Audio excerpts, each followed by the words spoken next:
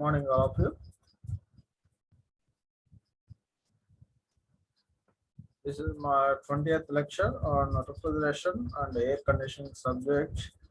In this session, I am going to explain about different methods used for food preservation, and also I am going to explain about troubleshooting in refrigeration and air conditioning systems.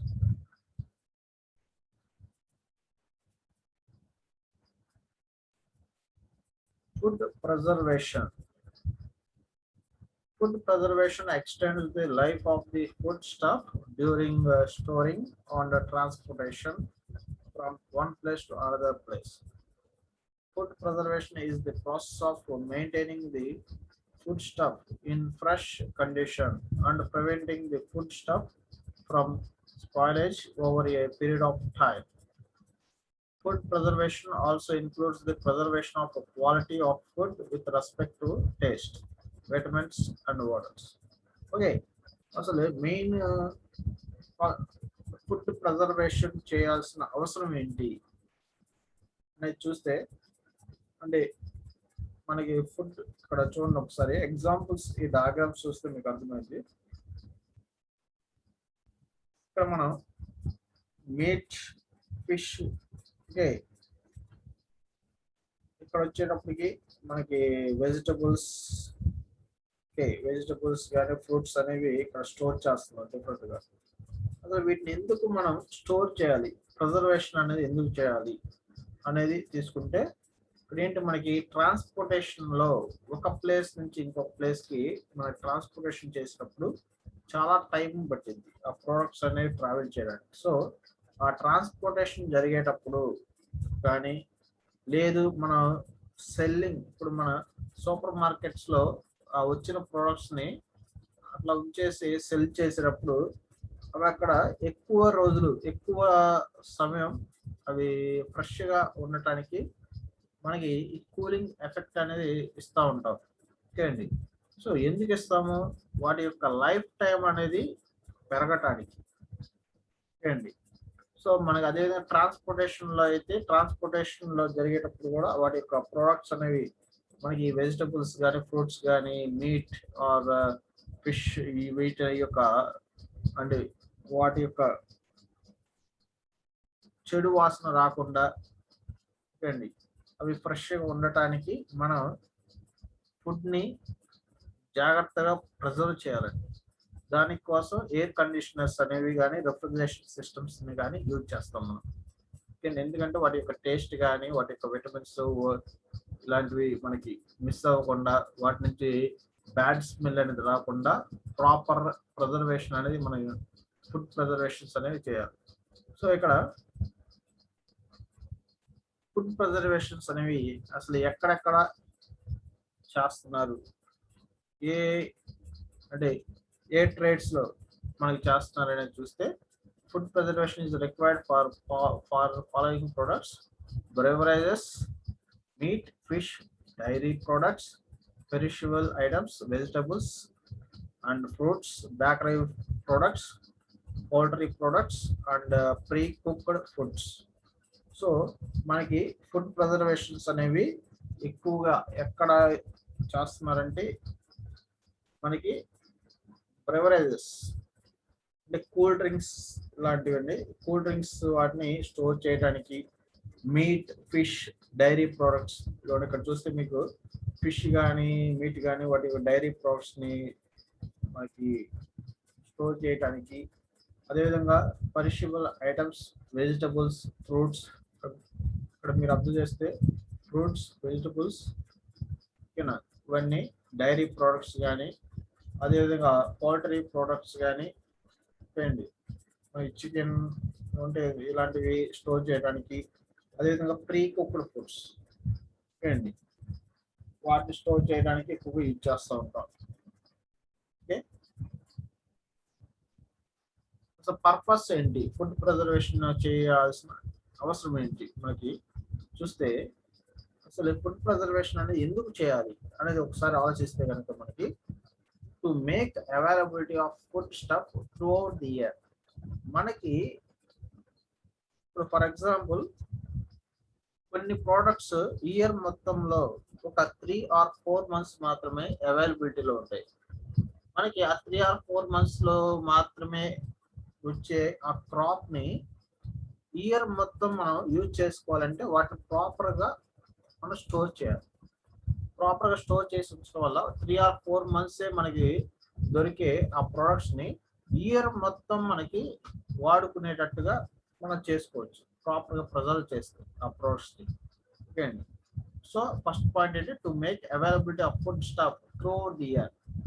సంవత్సరం మొత్తము ఆ products మనకి దొరికే విధంగా చేయాలంటే మనకి కొన్ని seasonal గా కొన్ని దొరికే వాటిని స్టోర్ చేస్తాం.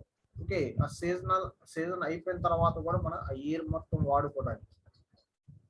To minimise the wastage of food stock. So అదేవిధంగా మనకి ఇప్పుడు ఎక్కువగా ఇప్పుడు ఫర్ ఎగ్జాంపుల్ మనకి మన బయట మార్కెట్ నుంచి ఎక్కువ మొత్తంలో ఇప్పుడు వెజిటబుల్స్ కానీ ఫ్రూట్స్ కానీ మనం తెచ్చుకుంటే వాటిని ఒకే రోజు మనం తినలేం కదండి. సో వాటిని 1 or 2 weeks మనకి స్టోర్ చేసుకొని మనకి కొద్దిగా మనకి యూజ్ చేస్తూ ఉంటాం కాబట్టి సో ఆ 2 weeks లేదంటే 1 week మనకి ఆ వెజిటబుల్స్ కానీ ఫ్రూట్స్ కానీ చెడిపోకుండా ఉండటానికి ఆ వేస్టేజ్ని తగ్గించడానికి ఫుడ్ ప్రిజర్వేషన్ చేస్తాం. To increase the supply of food stock. So ఇక్కడ ఫుడ్ ప్రిజర్వేషన్ అనేది జరిగితే కనుక ఇప్పుడు సీజనల్ గా ఫర్ ఎగ్జాంపుల్ మనకి టమాటాస్ చూసుకుంటే మనకి ఒక సీజన్ లో ఎక్కువగా క్రాప్ అనేది వస్తుందండి. టమాటాలు ఒక సీజన్ లో ఒక 2 months 3 months అయితే ఇయర్ మొత్తంలో ఒక 1 or 2 months మాత్రం చాలా ఎక్కువగా వస్తుంది. రిమైనింగ్ మంత్స్ లో చూస్తేనేమో చాలా తక్కువ వస్తుంది క్రాప్ అనేది. సో మనకి ఎప్పుడైతే దాని యొక్క క్రాప్ యొక్క ఈల్డ్ అనేది ఎప్పుడైతే ఎక్కువగా వస్తుందో ఆ టైంలో వచ్చిన ప్రోడక్ట్స్ ని జాగ్రత్తగా మనకి స్టోర్ చేసుకుంటే కనుక ఇయర్ మొత్తం కూడా సేమ్ మనకి వాడుకోవచ్చు. ఓకే అండి, అంతే కదండి.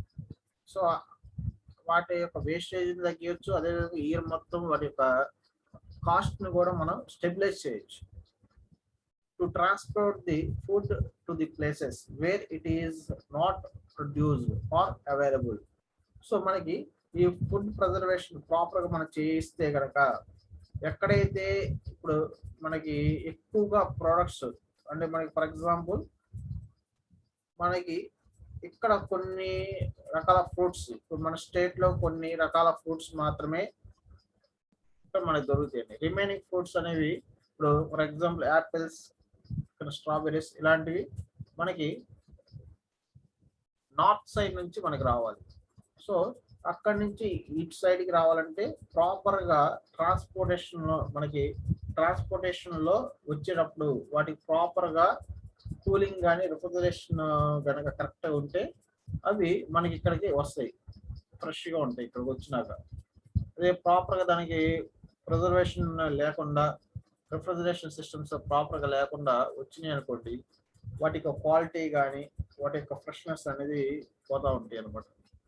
ఓకేనా. To extend the life of the food stuff.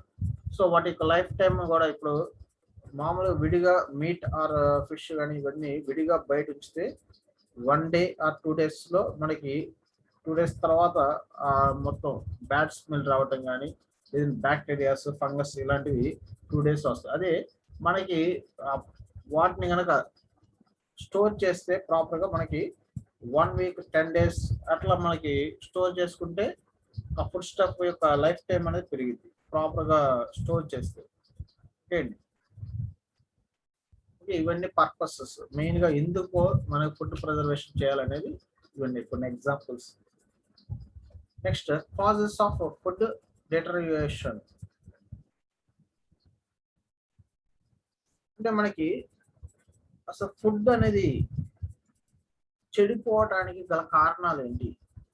Okay అండి, ఫుడ్ అనేది స్పాయిల్ అవ్వడానికి అసలు కారణం ఏంటి అని చూసుకుంటే the food stuff is spoiled by enzymes.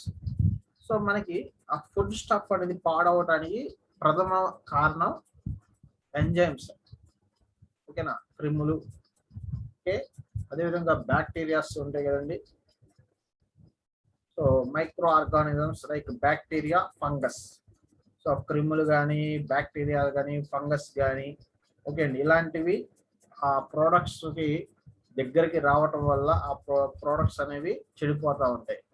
Next loss of water and taste. ఆ ప్రోడక్ట్స్ లో ఉండే నీటి శాతం తగ్గటం వల్ల అండి వాటి యొక్క టేస్ట్ బట్టి కూడా మనకి స్పాయిల్ అవుతూ ఉంటాయి. ఓకే అండి. అదేవిధంగా absorption of waters from other foods.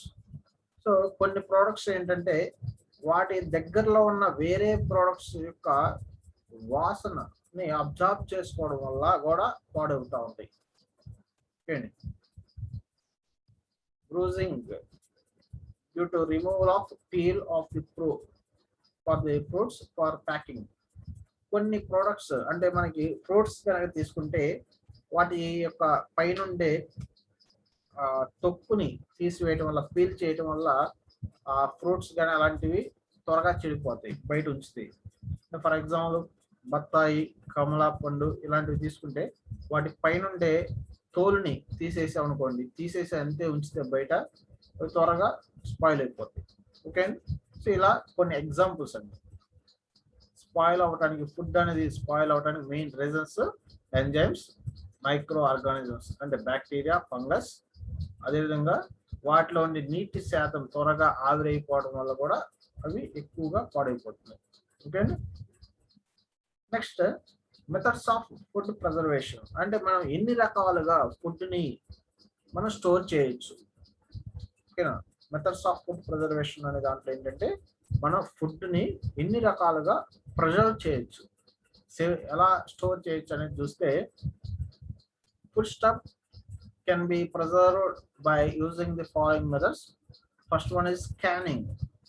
Canning అంటే మన యొక్క ఫుడ్ ని క్లోజ్డ్ గా ఎయిర్ టైట్ క్యాన్స్ లో మనం స్టోర్ చేసి ఉంచుతామండి. ఓకే అండి. ఎయిర్ టైట్ క్యానింగ్ అంటే ఒక ఎయిర్ టైట్ ఉండే మనకి ఒక కంటైనర్ లో, ఓకే అండి, క్యాన్స్ లాగా ఉండే కంటైనర్స్ లో మన ఫుడ్ ని స్టోర్ చేస్తాం. ఓకేనా. ఫర్ ఎగ్జాంపుల్ టెట్రా ప్యాక్స్ తీసుకోండి. మిల్క్ టెట్రా ప్యాక్స్ కానీ, లేదు ఆయిల్ క్యాన్స్, ఓకే అండి, ఇలాంటివన్నీ. ఓకేనా. నెక్స్ట్ సెకండ్ టైప్ వచ్చి కెమికల్ ప్రిజర్వేషన్. అంటే కెమికల్స్ ని మనం ఆర్టిఫిషియల్ గా కెమికల్స్ కొన్నిటిని యాడ్ చేయడం వల్ల ప్రోడక్ట్స్ లో వాటిని ప్రిజర్వ్ చేయొచ్చు. అంటే ఇప్పుడు మీకు మన డైలీ యూజ్ చేసే లేస్ ప్యాకెట్స్ కానీ, ఓకే అండి, చిన్నపిల్లలు తినే ఫుడ్స్ మనకి బయట మనకి షాప్స్ లో దొరికి చిన్న చిన్న బిస్కెట్స్ కానీ, ఓకేనా, ఈ లేస్ ప్యాకెట్స్ కానీ, కుర్కురే, ఇవన్నీ కూడా మనకి 3 months 2 months వాటి యొక్క స్మెల్ కానీ, వాటి యొక్క ఫ్రెష్నెస్ వాటిని కోల్పోకుండా ఉండడానికి కొన్ని కెమికల్స్ అనేవి, ఆర్టిఫిషియల్ ఫ్లేవర్స్ అనేవి కొన్ని యాడ్ చేస్తారండి. ప్రిజర్వేటివ్స్ అనేవి, కెమికల్ ప్రిజర్వేటివ్స్ అనేవి కొన్ని యాడ్ చేస్తారు. దానివల్ల ఏంటంటే వాటి యొక్క ప్రోడక్ట్స్ యొక్క లైఫ్ టైం అనేది ఇంక్రీజ్ అయింది, అంటే త్వరగా అవి స్పాయిల్ అవ్వాలి. అదేవిధంగా మనకి పికిల్స్, మన పెద్దవాళ్ళు పచ్చళ్ళు పెట్టేటప్పుడు ఆ పచ్చళ్ళు సంవత్సరం వరకు నిల్వ ఉండటానికి ఎక్కువగా ఉప్పుని యూజ్ చేస్తాం. సో సాల్ట్ అనేది కూడా ఒక ప్రిజర్వేటివ్. ఓకే అండి. ఆ సాల్ట్ ని యాడ్ చేయడం వల్ల ఆ సాల్ట్ లో ఉన్న కెమికల్ ఫ్లేవర్ వల్ల ఆ ప్రోడక్ట్స్ అనేవి త్వరగా చెడిపోవు. ఓకే అండి. సో మనకి పచ్చళ్ళలో ఈ సాల్ట్ అనేది కెమికల్ ప్రిజర్వేటివ్ గా యూజ్ అయింది. ఓకే అండి. అట్లానే మనకి బయట బిస్కెట్స్ కానీ, కుర్కురే ఆర్ లేస్ ఇలాంటివి తయారు చేసినప్పుడు వాళ్ళు వాడే ప్రిజర్వేటివ్స్ అనేవి సపరేట్గా వేరుగా ఉంటాయి. అట్లా కెమికల్ ప్రిజర్వేటివ్స్ వాడటం వల్ల ఆ ప్రోడక్ట్స్ ని మనం స్టోర్ చేయొచ్చు. Next dehydration. అంటే మనం కొన్ని ప్రోడక్ట్స్ ని ఆ ప్రోడక్ట్స్ లో ఉండే తేమ శాతాన్ని మొత్తం పూర్తిగా తీసివేయటం వల్ల మనం వాటిని స్టోర్ చేయొచ్చండి ఎక్కువ రోజులు. అంటే ఫర్ ఎగ్జాంపుల్ మనకి కొన్ని ఫ్రూట్స్ ఉంటాయి, కొన్ని ఫ్రూట్స్ తీసుకోండి, లేదు కొన్ని seeds, fruits or seeds. Fruits లో వచ్చినప్పటికి అంజీరా అనేది మనకి అందరికీ తెలుసు. అంజీరా అనేది అన్ని ఎండబెట్టేసి, ఆ కాయని ఎండబెట్టేసి ఉంచితే అది డ్రై ఫ్రూట్ గా మనకి మారిపోతుంది.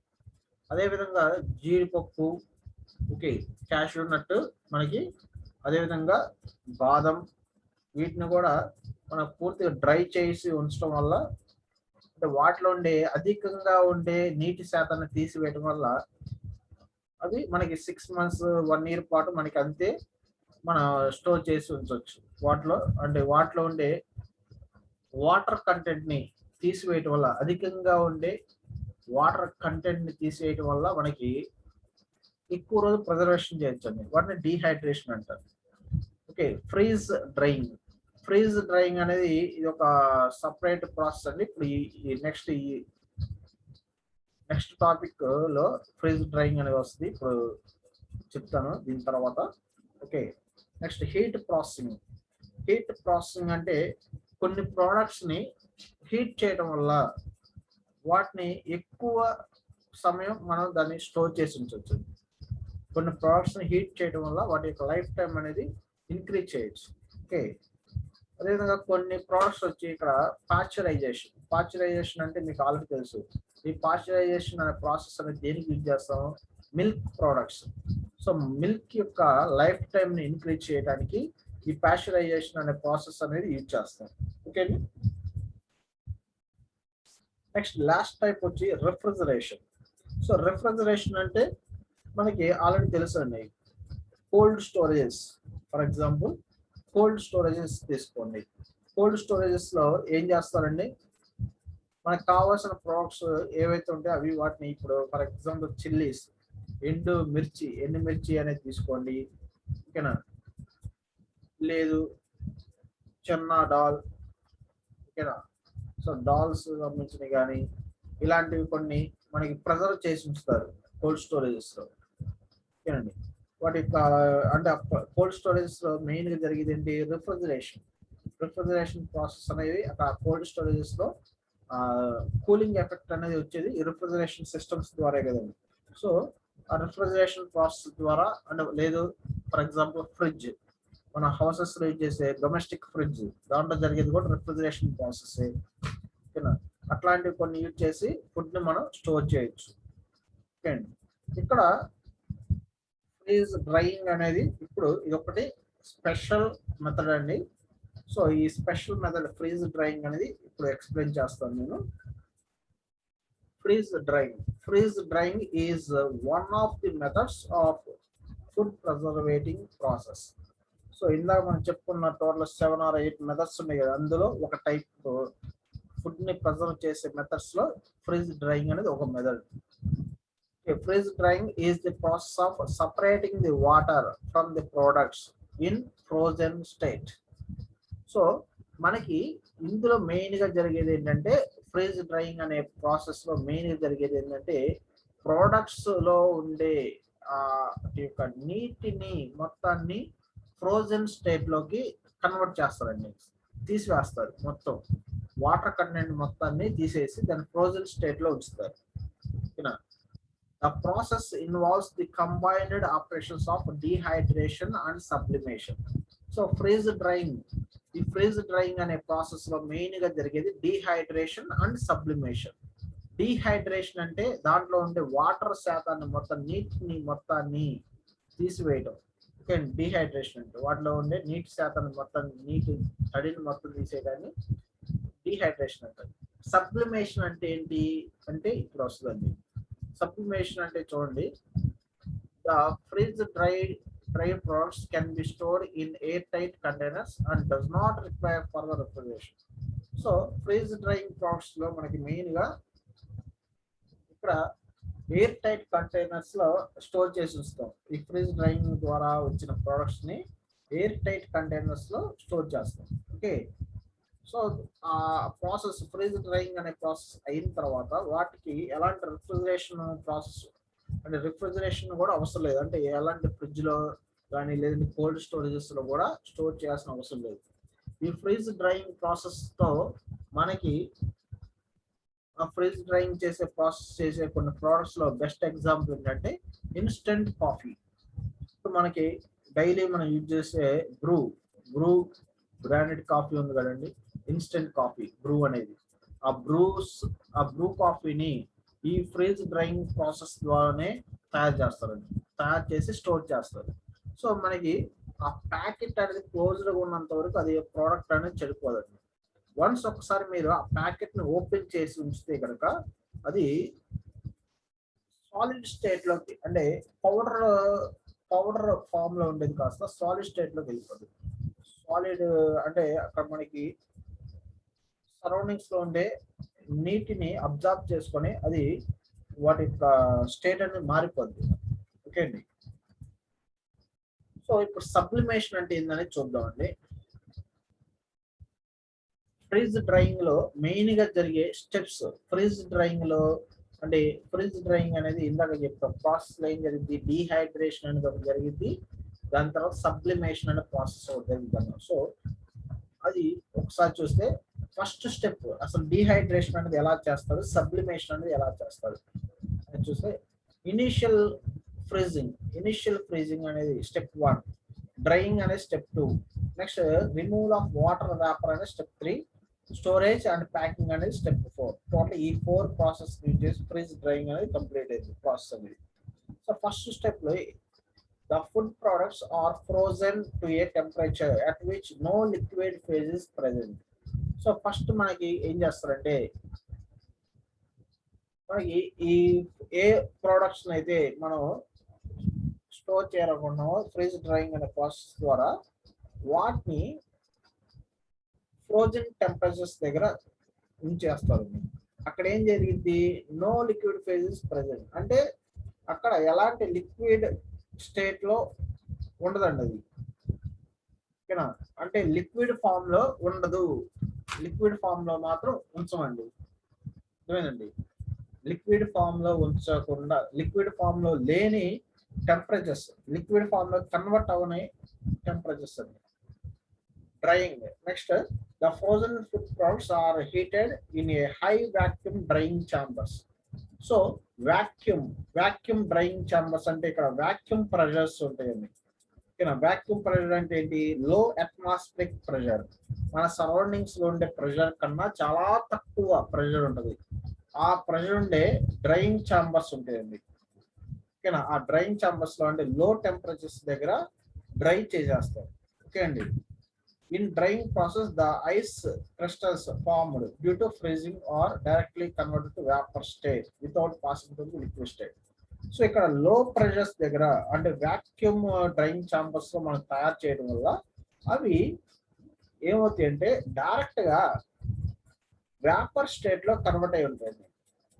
అంటే వేపర్ స్టేట్ లో మారుతాయి, ఎలాంటి లిక్విడ్ స్టేట్ కి వెళ్లకుండా డైరెక్ట్ వేపర్ స్టేట్ లోకి వెళ్ళిపోతాయి, వేపర్ స్టేట్ లో ఉంటాయండి అవి.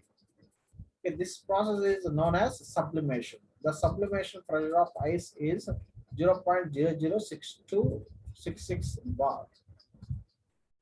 Okay, sublimation అంటే ఏంటి, ఫ్రోజన్ స్టేట్ లో ఉన్న ప్రొడక్ట్స్ ని డైరెక్ట్ గా వేపర్ స్టేట్ లో స్టోర్ చేస్తాం.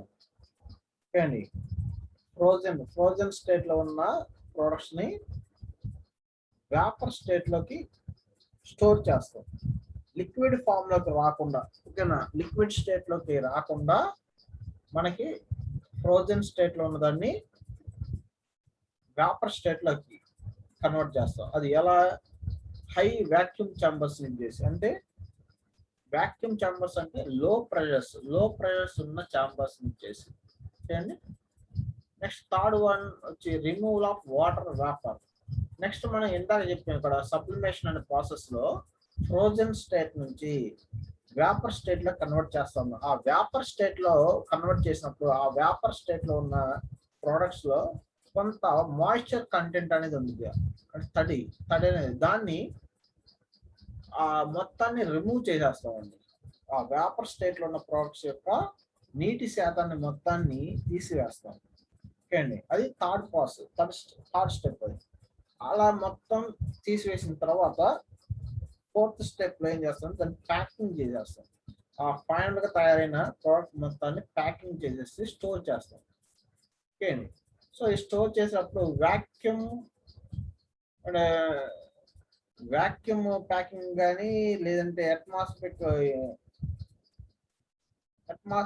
ప్రెషర్ లో లెవెల్లో ప్యాకింగ్ కానీ చేస్తుంది.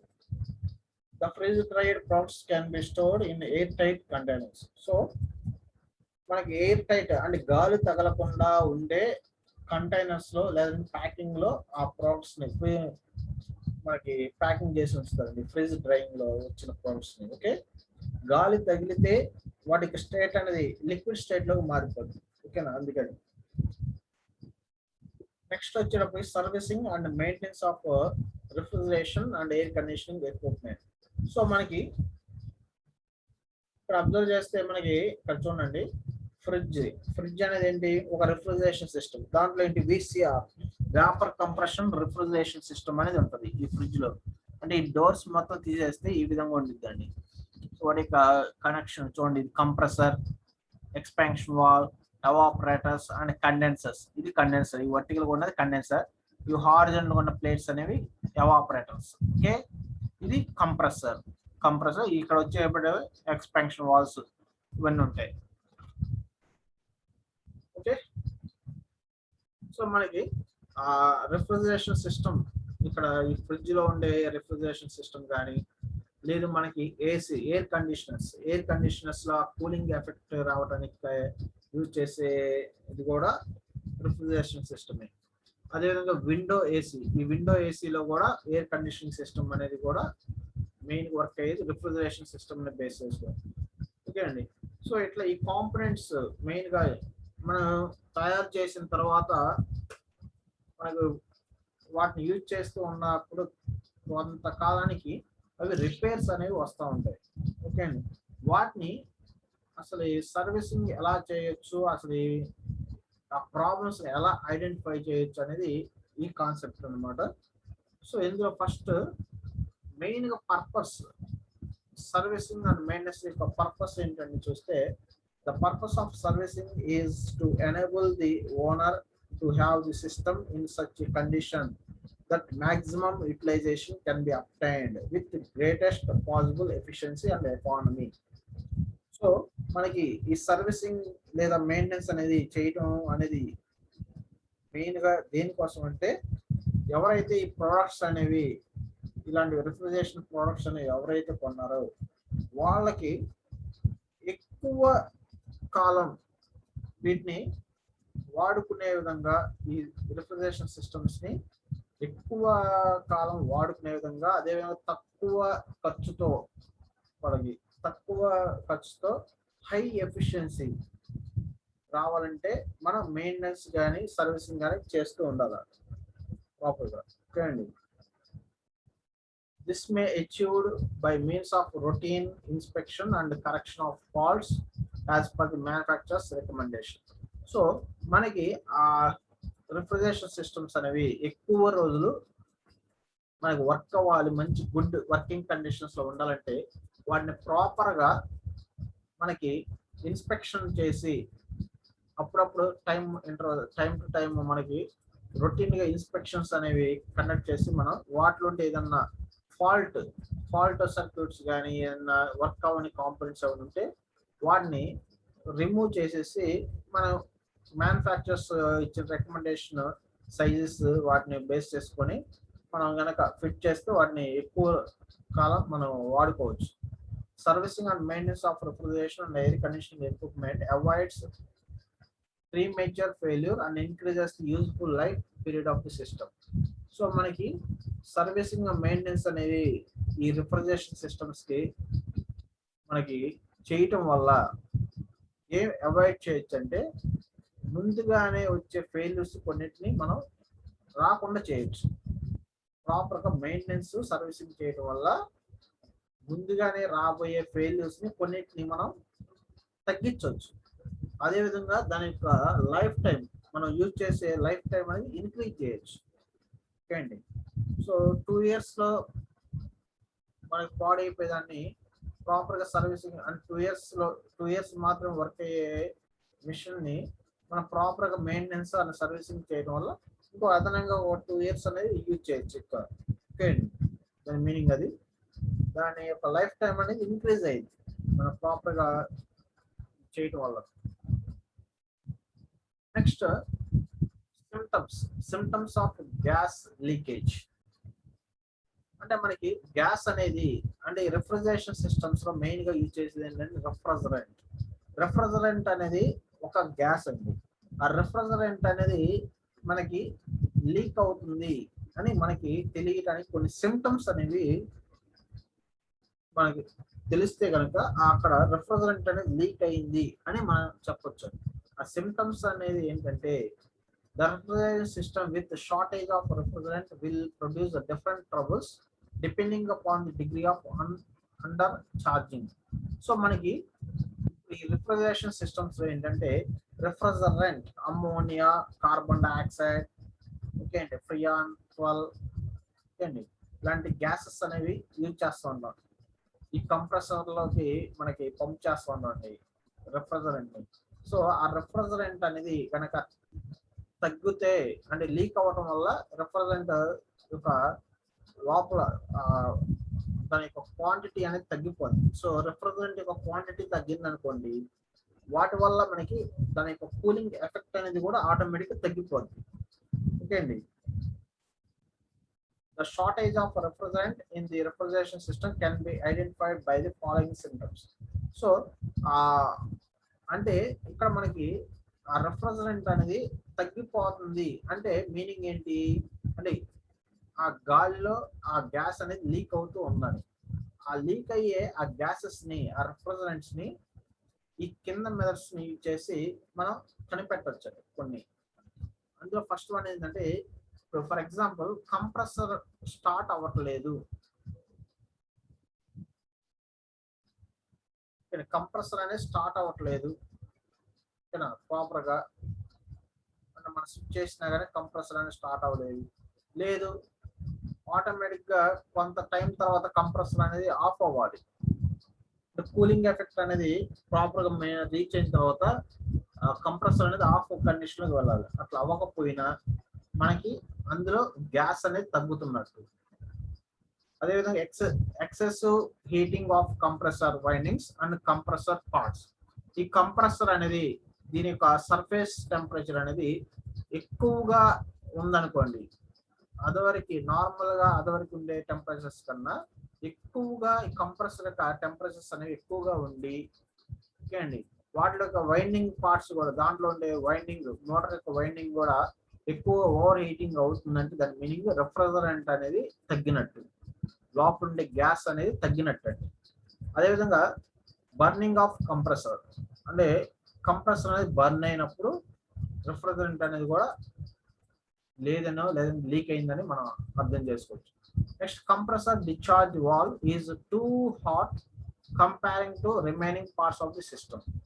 సో మనకి కంప్రెసర్ దగ్గర అవుట్లెట్, కంప్రెసర్ యొక్క అవుట్లెట్ దగ్గర మనకి చాలా వేడిగా ఉంటే కనుక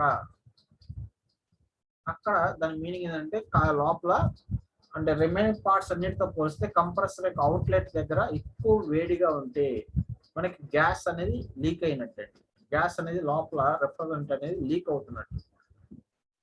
లో సక్షన్ ప్రెషర్స్ అంటే మనకి సక్షన్ అంటే తీసుకునే ప్రెషర్స్ అనేవి తక్కువగా ఉంటే మనకి అక్కడ కూడా రెఫ్రిజరెంట్ అనేది తగ్గినట్టు. Consumption of power is two high. So మనకి రెఫ్రిజరెంట్ అనేది తగ్గింది, లేదు గ్యాస్ అనేది లీక్ అయింది అంటే మనకి ఎక్కువగా కరెంట్ అనేది కన్జ్యూమ్ చేస్తుంది. ఎందుకంటే ఎక్కువ రెఫ్రిజరెంట్ ఉంటే మనకి తక్కువ టైంలోనే కూలింగ్ ఎఫెక్ట్ అనేది వస్తుంది. అదే ఇప్పుడు రెఫ్రిజరెంట్ యొక్క క్వాంటిటీ తగ్గిపోయింది అనుకోండి, అప్పుడు కూలింగ్ చేయాల్సిన టైం ఎక్కువ పట్టింది. టైం ఎక్కువ పట్టిందంటే దాని మీనింగ్ ఏంటి, ఎక్కువ సమయం మనకి ఆ మోటార్ అనేది ఆన్ లో ఉంటుంది. సో పవర్ కన్జంప్షన్ కూడా ఎక్కువ ఉంటుంది. ఓకే అండి. సో ఆ విధంగా ఎక్కువగా పవర్ కన్జంప్షన్ చేస్తున్నా కానీ దాంట్లో రిఫ్రిజరెంట్ యొక్క లెవెల్ అనేది తగ్గినట్టు. Compressor runs but producing insufficient cooling. Compressor అనేది ఇప్పుడు వర్క్ అవుతుంది కానీ కూలింగ్ అనేది సరిపడే అంత కూలింగ్ రావట్లేదు. సరిపడే అంత కూలింగ్ రావట్లేదు అంటే దాని మీనింగ్ ఏంటి? లోపల రిఫ్రిజరెంట్ ఆర్ గ్యాస్ అనేది క్వాంటిటీ తగ్గినట్టు. ఓకే అండి.